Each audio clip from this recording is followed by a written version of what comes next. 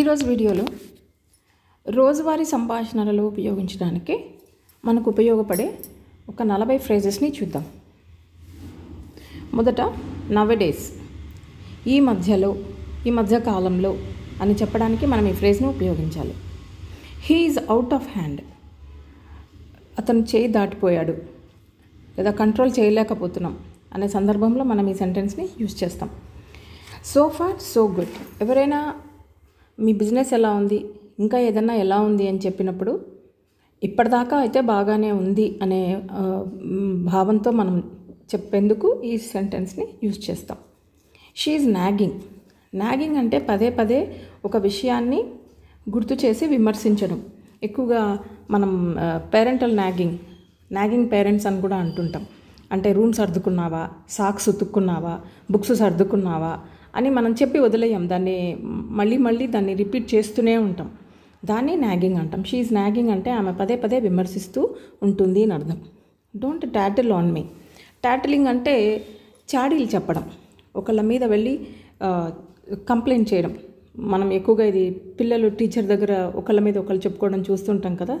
అలాంటి సందర్భంలో don't టాటిల్ on me అంటే నా మీద చాడీలు చెప్పకు అనే ఒక సెంటెన్స్ ఇది.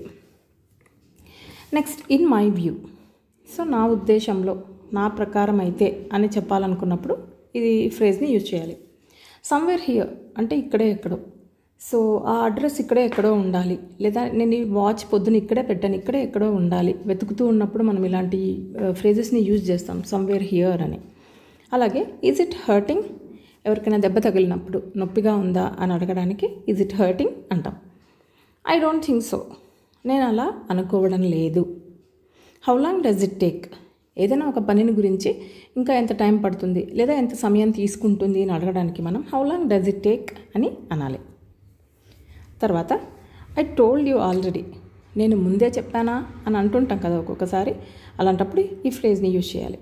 హ్యావ్ ఏ బైట్ అంటే ఒక ముక్క తిను. తర్వాత ఇట్స్ ఎంబరెసింగ్ అంటే ఇది చాలా ఇబ్బందిగా ఉంది, ఏదో ఒక ఇబ్బందికరమైన పరిస్థితి ఉన్నప్పుడు మనం ఇలా ఈ ఫ్రేజ్ని యూజ్ చేయాలి. మేక్ ష్యూర్ అంటే నిర్ధారించుకోవడం అంటే ఒక రకంగా చెప్పాలంటే కన్ఫర్మ్ చేసుకోవటం. Make sure that the door is locked ఇలా. హ్యావ్ ఎ సీట్ అంటే మర్యాదగా ఎవరినైనా కూర్చోండి అని చెప్పడం. జస్ట్ సిట్ అని కొన్నిసార్లు మనం చెప్పం, పెద్దవాళ్ళు కానీ ఏదైనా కొద్దిగా పొలైట్ వేలో చెప్పాలనుకున్నప్పుడు హ్యావ్ ఎ సీట్ అనాలి.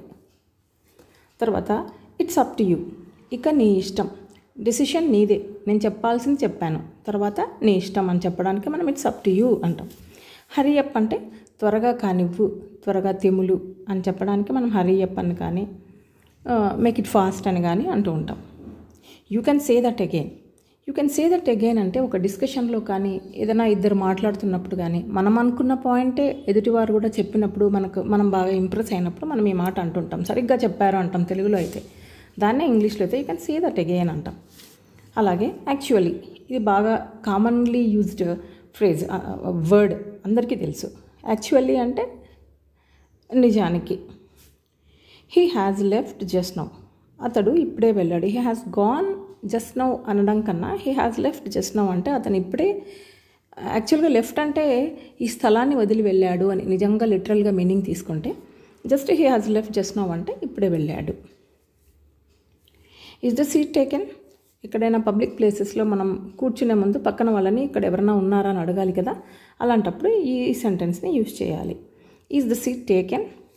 Next, turn off the light or turn off the fan, లేదా టర్న్ ఆన్ కూడా. టర్న్ ఆఫ్ అంటే ఆఫ్ చేయమని, టర్న్ ఆన్ అంటే టర్న్ ఆఫ్ అంటే ఆఫ్ చేయమని, టర్న్ ఆన్ అంటే ఆన్ చేయమని అర్థం. ఇఫ్ యూ డోంట్ మైండ్, మీరేమనుకోకపోతే, ఇది కూడా కొంచెం మర్యాదపూర్వకంగా మనం ఏదైనా ఒక విషయం చెప్పాలనుకున్నప్పుడు మీరేమనుకోకపోతే కొంచెం జరుగుతారా ఇలాంటివి అంటుంటాం కదా, అలాంటప్పుడు ఇఫ్ యూ డోంట్ మైండ్ అనాలి. Next, how nice of you, ఎవరైనా మనకు ఒక సహాయం చేసినప్పుడు లేదా ఒక గిఫ్ట్ ఇచ్చినప్పుడు మనం బాగా ఇంప్రెస్ అయినప్పుడు ఎంత మంచివాడివి అని అంటుంటాం కదా. So sweet, so nice, so kind అనే వర్డ్స్ యూజ్ చేస్తుంటాం కదా, అదే సందర్భంలో యూజ్ చేసే ఒక సెంటెన్స్ ఇది, how nice of you. He is forgetful, ఎక్కువగా మర్చిపోయే వాళ్ళ గురించి విషయాలను మనం ఈ వర్డ్ని యూజ్ చేస్తాం, ఫర్గెట్ఫుల్ అని. హీ ఈజ్ ఫర్గెట్ఫుల్ అంటే అతడు మతిమరపువాడు అని అర్థం. తర్వాత బై ద వే, మాట్లాడుతూ సడన్గా మనము ఆ టాపిక్కి సంబంధం లేని మరొక టాపిక్ని ఎత్తినప్పుడు మనం ఇలా అంటుంటాం. తెలుగులో అయితే అన్నట్టు అని, అప్పటికప్పుడు ఏదో గుర్తొచ్చినట్టు. సేమ్ ఇంగ్లీష్లో అయితే బై ద వే అంటాం. అలాగే ఈజ్ ఇట్ అంటే అవునా అలాగా అనడం. యాజ్ సూన్ యాజ్ పాసిబుల్ లేదా యాజ్ ఎర్లీ యాజ్ పాసిబుల్ అంటే వీలైనంత త్వరగా, ఎంత త్వరగా వీలైతే అంత త్వరగా అని అర్థం. ఇన్ఫ్యాక్ట్, ఇందాక చెప్పుకున్నట్టు యాక్చువల్లీ, ఇన్ఫ్యాక్ట్ ఇవన్నీ కూడా సెంటెన్స్ బిగిన్ చేసేటప్పుడు మనం ఈ వర్డ్స్ యూజ్ చేస్తూ ఉంటాం. దాని అర్థం నిజానికి అని. ఐ విష్ ఐ కుడ్, నేను చేయగలిగితే బాగుండు. ఏదైనా మనం చేయలేని పని ఎవరైనా మనం చేయాలని ఎక్స్పెక్ట్ చేసినప్పుడు మనం చేయాలని ఉన్నా చేయలేము. అలాంటప్పుడు ఇలా అంటుంటాం, ఐ విష్ ఐ కుడ్, నాకు కూడా చేయాలనే ఉంది కానీ నేను చేయలేను అనే దీని అర్థం. ఐ గెట్ ఇట్ అంటే నాకు అర్థం అయ్యింది. ఐ గెస్ అంటే అనుకుంటా. చాలాసార్లు మనం ఐ థింక్ అంటుంటాం. ఐ థింక్ కన్నా ఐ గెస్ కొంచెం proper way of saying. So I guess tomorrow is a holiday. For a while అంటే కొంతసేపటి వరకు. He went out for a while.